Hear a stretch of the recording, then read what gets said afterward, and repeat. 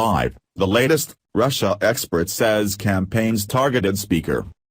The latest on the Senate Intelligence Committee's hearing on Russian interference in last year's presidential election, all times local. 7:35 a.m. House Speaker Paul Ryan is maintaining support for embattled House Intelligence Committee Chairman Representative Devin Nunes. In an interview on CBS this morning, Ryan says Nunes told him a whistleblower-type person gave him some new information on Russian meddling in the election. Ryan says he hasn't seen the new documents, but we're waiting for it to be provided to Congress.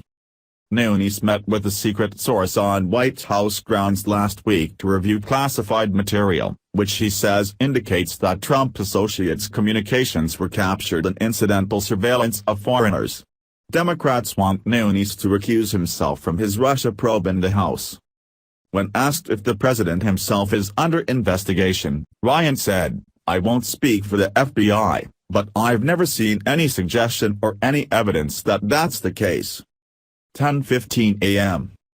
The top Democrat on the Senate Intelligence Committee is butting heads with Russian President Vladimir Putin.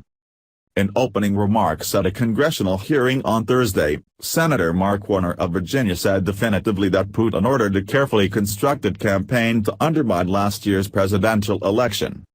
In Moscow, Putin on Thursday dismissed what he called endless and groundless accusations of Russian meddling in the election.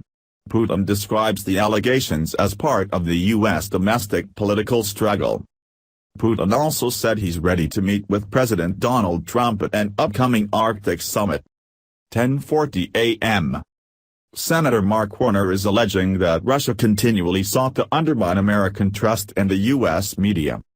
Speaking at a congressional hearing on Russian meddling in the presidential election on Thursday, Warner calls the tactic Russian propaganda on steroids.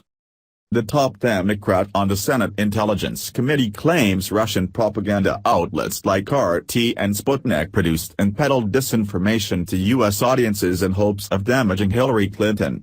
Warner says he's not trying to relitigate the outcome of the election, but wants to warn Americans about Russian activities. He says he wants President Donald Trump to uncover Russian activities during the election, but he chastised Trump for what he calls wild and uncorroborated accusations that his campaign was wiretapped. 10:50 a.m.